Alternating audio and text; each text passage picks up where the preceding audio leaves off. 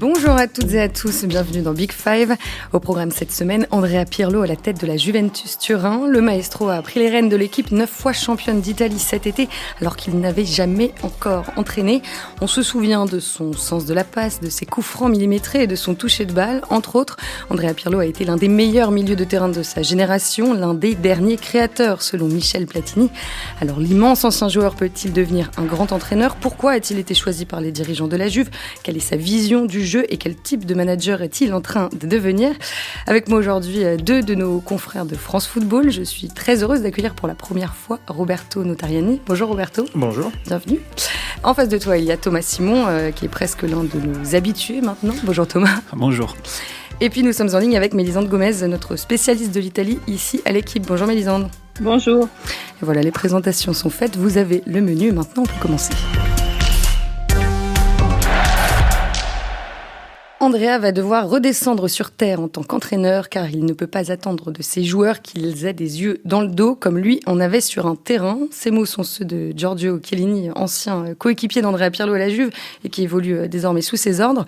Le défenseur central a certainement raison. Pirlo a été un joueur hors norme, un maître à jouer, un chef d'orchestre, un meneur reculé, un numéro 10 devant la défense et il y a fait des merveilles. Champion du monde en 2006 avec l'Italie, 2 Ligues des Champions avec l'AC Milan et 4 Scudetti avec la Juve, entre autres.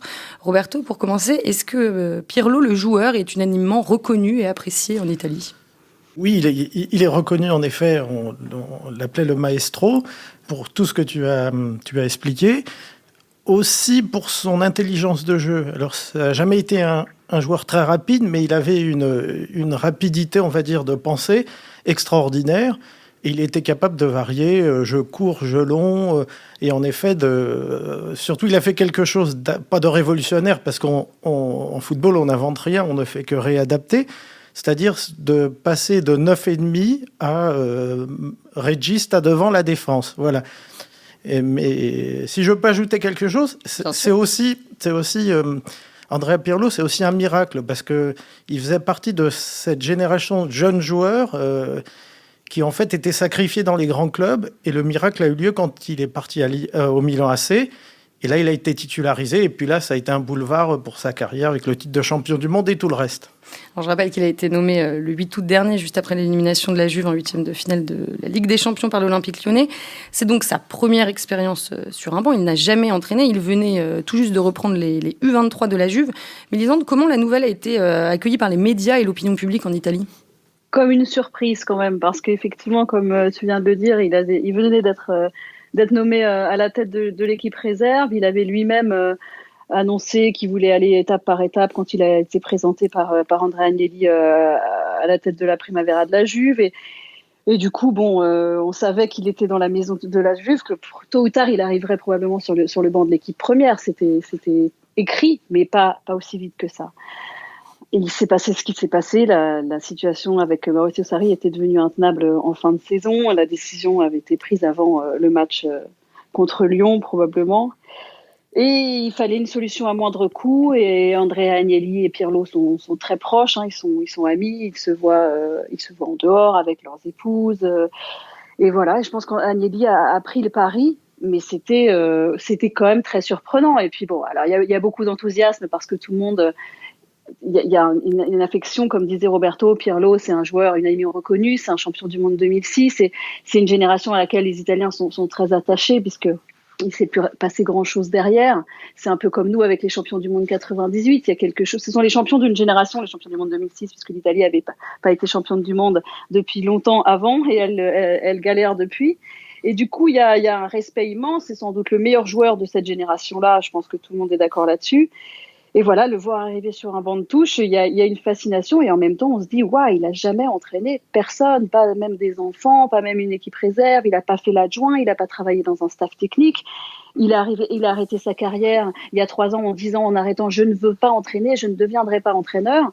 Et puis, ça a maturé comme ça dans son esprit, mais il est jeté dans le grand bain très vite. Et oui, c'était une surprise pour tout le monde. Alors, il a 41 ans, Andrea Pirlo. Il est né dans la province de Brescia, en Lombardie. On le décrit souvent comme étant réservé, taiseux. Thomas, est-ce qu'il est vraiment comme ça ?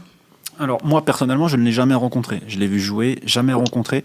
Mais c'est vrai, les gens qui en parlent, qui le connaissent, le voient réservé, un visage la plupart du temps fermé. Andrea Pirlo, au mieux, on peut le voir sourire. Rigoler, se marrer, en tout cas devant des caméras ou devant des journalistes, c'est beaucoup, beaucoup plus rare. Mais visiblement, il était déjà comme ça, plus jeune. Mais après ça, c'est une image publique quand même, parce que Pirlo a la réputation d'être le plus gros chambreur de vestiaire de la génération des champions du monde 2006 et de celle du Milan d'Ancelotti. C'est vraiment les blagues potaches, c'est quelqu'un de très intelligent qui vient d'un milieu assez aisé, qui a une intelligence des autres et d'un vestiaire évidente, qui est extrêmement timide et réservé, en tout cas d'apparence, avec les médias, avec tout le monde extérieur, mais qui est le premier chambreur des vestiaires. Il est très ami avec Alessandro Nesta, qui était son grand ami à l'époque de sa carrière de joueur. Il est très lié avec Gattuso aussi, et tout le monde vous raconte un Pirlo qui a des années-lumière du personnage qu'on a l'impression de connaître quand on le voit à la télé, effectivement, sur le terrain, aujourd'hui en conférence de presse. Quand on l'ai interviewé, moi je l'ai interviewé plusieurs fois, c'est vrai qu'il était toujours ce ton très posé, mais il faut pas se fier. L'habit fait vraiment pas le moine en ce qui le concerne. Roberto ? Alors moi j'ai un souvenir un peu contrasté parce que je l'ai interviewé à l'époque du Milan. C'est un peu un taiseux. Alors c'est vrai qu'après dans le vestiaire c'est un peu différent. Et puis il a cet avantage, d'ailleurs les dirigeants de la Juve l'ont aussi pris en connaissance de cause. Il est copain de beaucoup de joueurs qui sont dans l'effectif, Buffon, etc. Et il y a une chose, il a un avantage énorme, c'est qu'il est considéré, que ce soit par Cristiano Ronaldo et toutes les stars de la Juve, comme un des leurs. Et ça, c'est très important et ça marque une grande différence avec Maurizio Sarri, son prédécesseur, qui a échoué au plan du jeu, mais qui, au départ, n'a pas fait l'unanimité au niveau du vestiaire. La jeunesse de Pirlo, c'est un atout dans la relation avec son effectif aujourd'hui ? Oui, et puis c'est le feeling. Bon, lui, il prend pas énormément de risques, dans le sens où il a un contrat de 2 ans, qui est pas très coûteux pour la Juve, et il ne sera pas viré en cours de championnat, parce que c'est un challenge d'Andrea Agnelli, qui est son ami, comme Mélissande le rappelait. Et donc, il ne sera pas jeté après quelques mauvais résultats. Donc, c'est un énorme défi, mais je pense que ça peut marcher parce qu'il a la complicité de l'effectif, de tous les joueurs. Et puis, c'est un effectif... des joueurs dont certains ont été ses coéquipiers. Oui, comme Chiellini, Buffon et Bonucci aussi. Les monstres sacrés du vestiaire. Il les a avec lui, ils sont à côté, ils sont derrière lui. Et il a aussi toute l'estime de la star principale de l'équipe, qui est Cristiano Ronaldo, qui n'avait pas ou très peu de feeling avec Maurizio Sarri. Alors, Ronaldo n'a jamais joué avec Pirlo, mais contre lui en Ligue des Champions. 3 affrontements et 3 victoires pour l'Italien.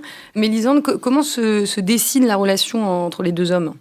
Bien, pour l'instant. C'est vrai que Pirlo, il a pour lui d'avoir cette carrière de joueur à peine terminée, et du coup une aura incroyable dans les vestiaires dès qu'il entre. C'est vrai qu'il connaissait du monde dans le vestiaire de la Juve, évidemment. Et d'ailleurs, pas que dans le vestiaire, puisqu'il a connu le club, les dirigeants, puisqu'il y a joué il n'y a pas très longtemps quand même. Mais même les joueurs qui ne le connaissent pas, et même les plus grands joueurs qui ne le connaissent pas, Andrea Pirlo, c'est un mythe, c'est une légende. Ça a été le meilleur milieu de terrain d'Europe pendant près d'une décennie, avec les Espagnols du Barça. Ça a été... Voilà, il fait partie d'une caste de joueurs très particulière, et c'est vrai qu'on compare beaucoup cette première expérience sur un banc à celle de Zidane avec le Real, même si c'est différent puisque Zidane avait quand même un petit peu plus d'expérience finalement. Mais ça participe de ce niveau-là, c'est-à-dire le nouvel entraîneur qui est plus qu'un entraîneur, qui est une légende du jeu et que forcément Ronaldo reconnaît comme un des siens, ce que disait très bien Roberto. Il fait partie de cette caste-là et du coup il a forcément le respect de ces joueurs-là. Oui. Alors, il ne vient pas tout à fait de nulle part au plan du métier d'entraîneur, parce qu'il vient quand même de boucler, là, la mi-septembre, une année donc, de formation pour passer ses diplômes. Et donc, il a fait une année à Coverciano où c'est vraiment très, très poussé au plan tactique. Et d'ailleurs, quand il a soutenu sa thèse, c'est Renzo Olivieri, le président de l'association des joueurs, qui était face à lui et qui en est sorti émerveillé. Vous l'avez dit, les dirigeants de la Juve se préparaient à se séparer de Maurizio Sarri avant l'élimination en C1. Plusieurs pistes avaient été envisagées. Zidane et Guardiola, pour commencer, deux vœux inaccessibles. Roberto, je reprends tes mots dans le France Foot du 15 septembre dernier. Thomas, est-ce que tu peux nous expliquer comment Andrea Agnelli, progressivement, en est venu à choisir en fait, son tout nouvel entraîneur des U23 ? Progressivement, je ne sais pas, parce que tout s'est fait très vite, mais en tout cas, ça ressemble autant à un choix économique qu'un choix technique, en fait. Les pistes Guardiola et Zidane étaient inaccessibles. Roberto l'avait dit, l'avait écrit. Et les autres pistes étaient plutôt compliquées. Voilà, il s'intéressait aussi à Simone Inzaghi, il s'intéressait à Mauricio Pochettino, pourquoi pas un retour de Massimiliano Allegri. Ça faisait pas l'unanimité. Voilà, tout s'est fait très rapidement, il fallait prendre une décision très rapide. Et Andrea Pirlo, bon, il demandait pas un énorme salaire, il était là, il l'avait sous la main. Pourquoi pas ? Je pense qu'ils se sont dit pourquoi pas. La Juve a toujours quelque chose à perdre. Mais avec Pirlo, je sais pas, il y a toute une aura, il y a toute une ambiance spéciale qui se crée autour de lui, qui fait qu'on peut se dire on y va. Qu'est-ce qui représente Pirlo à la Juve particulièrement au sein du club ? Il représente en fait cet espoir d'un football offensif, parce que c'est en fait la Juve n'a pas de crise de résultats. Elle vient de boucler son 9e Scudetto. C'est la seule équipe italienne qui, en Ligue des Champions, arrive à être concurrentielle. Elle a quand même fait 2 finales ces dernières années. En fait, c'est un peu démontrer que la Juve peut gagner en jouant bien. Et voilà, c'est ça aussi on va dire le pari Pirlo, parce que sur les entraîneurs qui ont été cités, en effet, il y a Zidane qui est très lié à la Juve. Guardiola, ça dépendait aussi des histoires avec l'UEFA et des sanctions. Après, les autres, en effet, n'étaient pas satisfaisants. Donc là, c'était plutôt se lancer ce défi de bien jouer, parce que la Juve a souvent été critiquée pour, gagner, mais sans la manière. Après, Pirlo, il maîtrise l'univers Juventus. Il colle au style Juventus, c'est-à-dire la classe, on va dire. Mais il ne représente pas la Juventus, Pirlo. Pirlo, il a parlé 10 ans à Exactement, ça a été l'homme des Rossoneri avant d'être celui de la vieille dame. Voilà, faut pas rester sur l'image de Pirlo des années 2010. Pirlo, il ne représente pas la Juventus. Et lui, intrinsèquement, il a quel rapport au club là, il a saisi l'opportunité ou c'est... Lui, il avait signé pour entraîner l'équipe qui joue en 3e division, les U23. Donc, de toute façon, lui voulait apprendre, se lancer, on va dire, par la petite porte, même si c'est très compliqué d'entraîner en série C. Mais voilà, ça, c'est une opportunité extraordinaire. Avec, je ne me fais pas trop de mourons pour le Scudetto, parce qu'avec l'effectif qu'a la Juve, elle part quand même avec quelques longueurs d'avance. Mais ça va être la Coupe d'Europe, le vrai challenge. Ouais, alors un mot sur l'effectif. Justement, cet été, la direction sportive de la Juve a voulu le rajeunir. Donc les trentenaires, Pjanic, Higuaín, Matuidi notamment, sont partis. Tandis que le milieu américain Winston McKennie, 22 ans, est arrivé en provenance de Schalke. Et la Juve a aussi récupéré le Suédois Dejan Kulusevski, 20 ans tout juste, qui était en prêt à Parme. Dans quelle mesure Pirlo a pesé sur la réorientation de l'effectif ? Est-ce qu'il a eu son mot à dire ? Ou est-ce que tout était fait et décidé avant qu'il arrive ? Kulusevski, c'était fait depuis le mercato d'hiver dernier. Donc ça, on peut ne plus en parler. Mais par contre, Morata, c'est son choix. Et surtout, McKennie, c'est son choix. Dès qu'il est arrivé, c'est un des premiers noms qu'il a demandé et qu'il a obtenu. Donc déjà, on peut apercevoir son poids dans les décisions qui ont été prises cet été, notamment au niveau des transferts, par ces quelques choix-là de la direction. Voilà, on l'a appuyé. Il a demandé Morata, il l'a eu. Il a voulu McKennie, il l'a eu. Voilà, Pirlo a déjà posé sa patte et a montré un petit peu le poids qu'il pouvait avoir au sein des décisions du club. Et puis après, il y a Federico Chiesa qui a été pris en toute fin de mercato. Bon, Chiesa, c'est prendre un très bon joueur, mais c'est aussi priver la concurrence italienne d'un très gros renfort. Ça, il faut pas se le cacher. Hein. La Juve peut se permettre d'acheter un joueur et de pas forcément lui assurer d'être titulaire à tous les matchs. Parce que là aussi, il va y avoir beaucoup de mouvements et au niveau des systèmes de jeu, ça va être assez intéressant.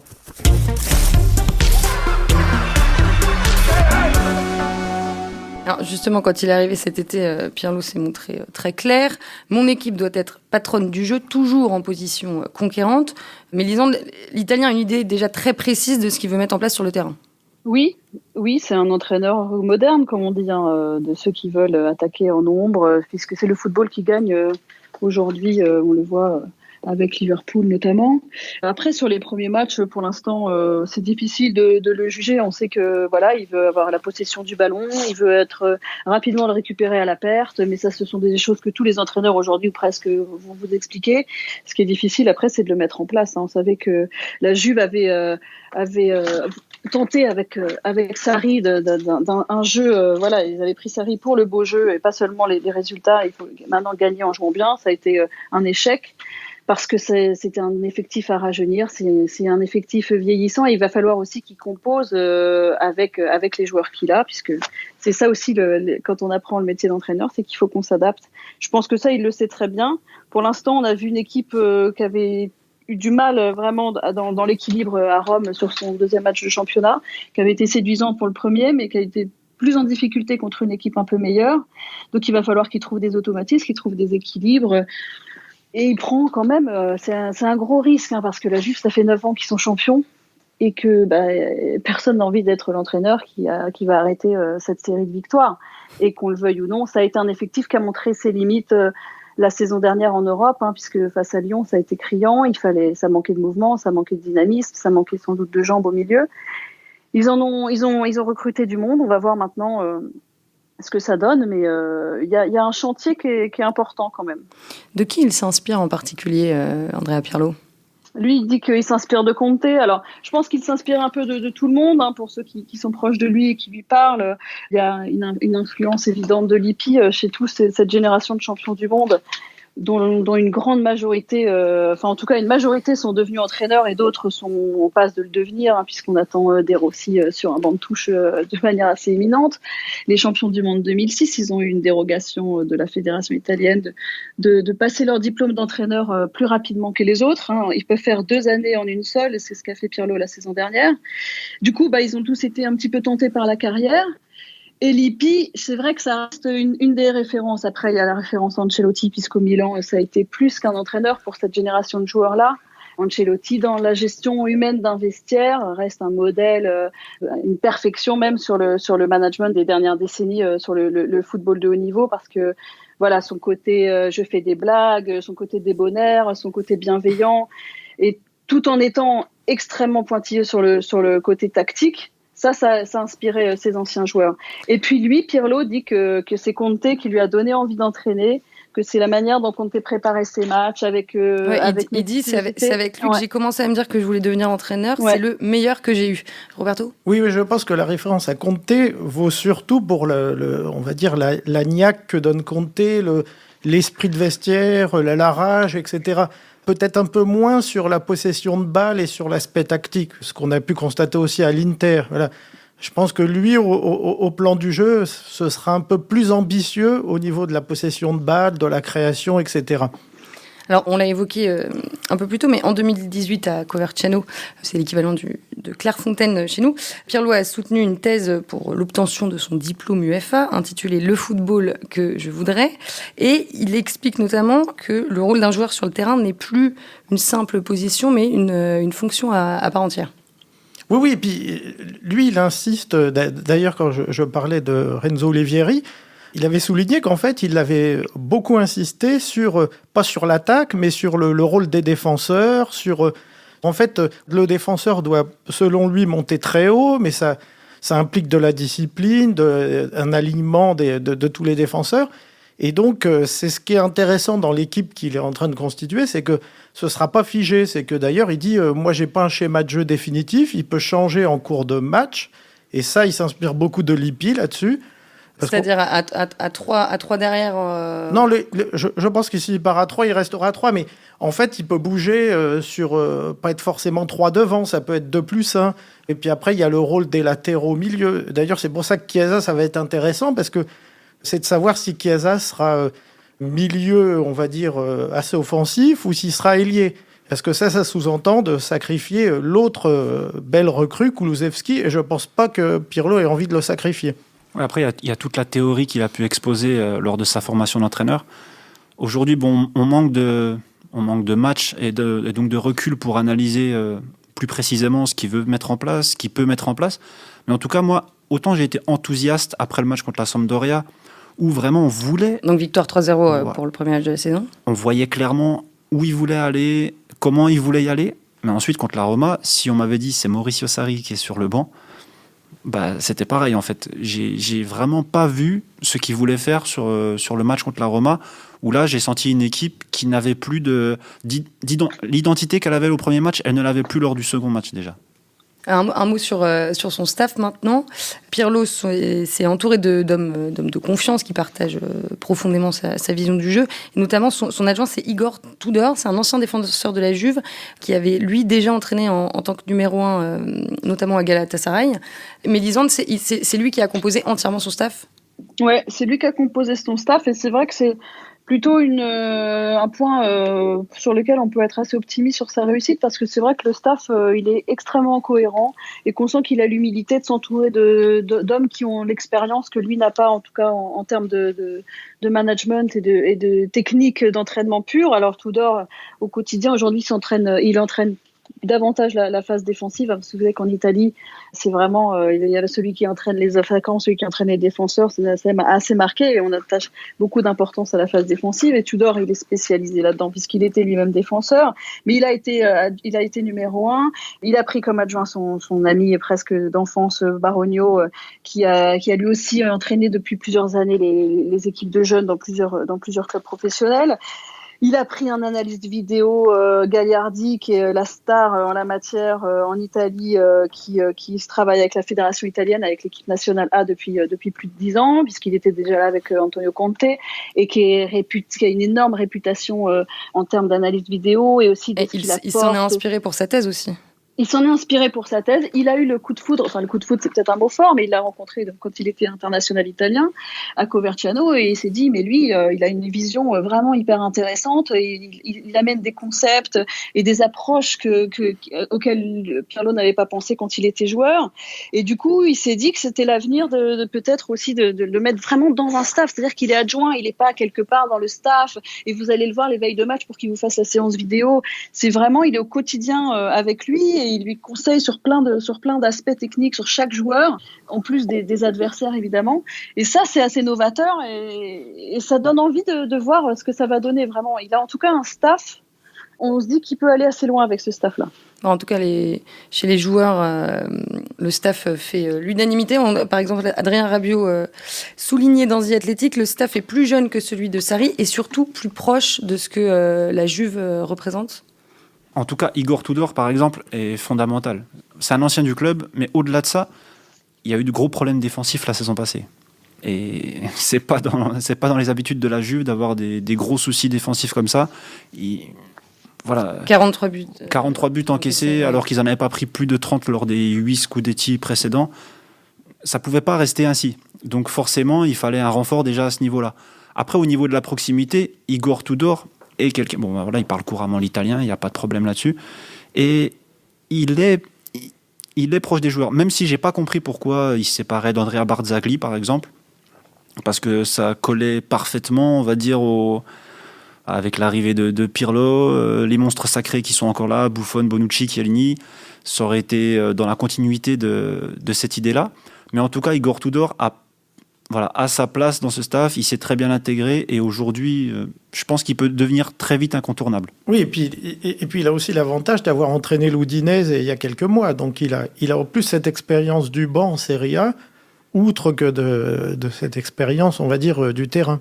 Alors, on a lancé un appel à questions sur Instagram et on a eu beaucoup de questions effectivement sur les deux premiers matchs de la Juve et notamment sur l'équipe alignée par Andrea Pirlo. Est-ce qu'il a déjà trouvé un petit peu son équipe type, même s'il va y avoir des changements, ou est-ce qu'on peut s'attendre à ce qu'il soit encore en rodage pendant plusieurs matchs, peut-être jusqu'à la Ligue des Champions? Je pense qu'il est encore en rodage. Je pense pas que l'équipe qu'il a alignée la première journée soit son équipe type. Bon, il manquait plusieurs joueurs. Il manquait déjà Dybala. Ensuite, Arthur, qui n'est pas un choix de Pirlo pour le coup, parce qu'il a été recruté avant qu'il arrive. N'était peut-être pas encore au point physiquement. Betancourt n'était pas titulaire. Il va être amené à beaucoup changer, je pense, parce qu'il a envie de beaucoup de dynamisme dans son jeu. Il veut de l'agressivité dans la récupération. Et ça demande que les joueurs soient au point physiquement.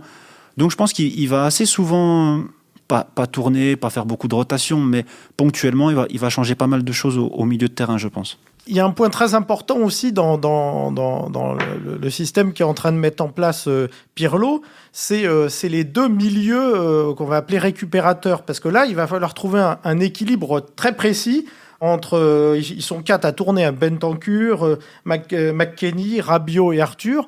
Et là, il va falloir être très vigilant parce que pour avoir une équipe très offensive, il va falloir que plus l'équipe sera offensive devant, plus il faudra que les deux récupérateurs fassent énormément de travail. Et moi, je mettrais une pièce quand même devant sur Kulusevski, qui a l'avantage sur ses autres camarades de savoir tout faire, de ratisser les ballons, de tout faire. Il peut jouer milieu récupérateur, organisateur, 9,5, ailier, il est bon à tous les postes et en plus il est très jeune. Et ça, je pense qu'Andrea Pirlo est vraiment très attaché à ça pour son vécu personnel. Et je rappellerai que dans son staff, il y a Roberto Barogno, qui était un bijou de joueur, mais qui a été sacrifié, comme beaucoup de joueurs de leur génération, dans les grands clubs, parce qu'il n'y avait pas de place pour les jeunes joueurs italiens. Voilà. Donc il y a aussi ce petit challenge personnel, je pense, de montrer que c'est le talent qui doit primer, et pas le nom et le salaire. Et tu parlais tout à l'heure de Chiesa, donc qui est arrivé en toute fin de mercato. On pourrait l'imaginer en vrai dans le 3-4-1-2 qui a, par exemple, débuté face à la Sampdoria, avec des joueurs de couloir qui assument un rôle de piston. Pourquoi pas Chiesa dans ce rôle de piston à droite? Et on a parlé, ils n'ont pas pu recruter de joueurs pour le piston côté gauche. Donc il y a Alexandro, mais qui est actuellement blessé. On pourrait imaginer Federico Bernardeschi être utilisé parfois dans ce rôle-là de l'autre côté à gauche, ce qui donnerait un système et une équipe très offensive. Bon on regardera ça avec attention. Le prochain match de la Juve, c'est samedi 17 octobre à Crotone. Et puis la reprise de la Ligue des Champions approche évidemment. Les Turinois iront défier le Dynamo Kiev pour commencer, avant de recevoir le FC Barcelone, un match que tout le monde attend, je pense. Merci à tous les trois, Mélisande Gomez, Roberto Notariani et Thomas Simon. Merci à Roland Richard pour la préparation et la réalisation de cet épisode. J'espère qu'il vous a plu, à vous qui nous écoutez. La semaine prochaine, on relancera un appel à questions sur Instagram. N'hésitez pas à vous abonner à Big Five sur les plateformes de podcast et à nous laisser des commentaires. À très vite.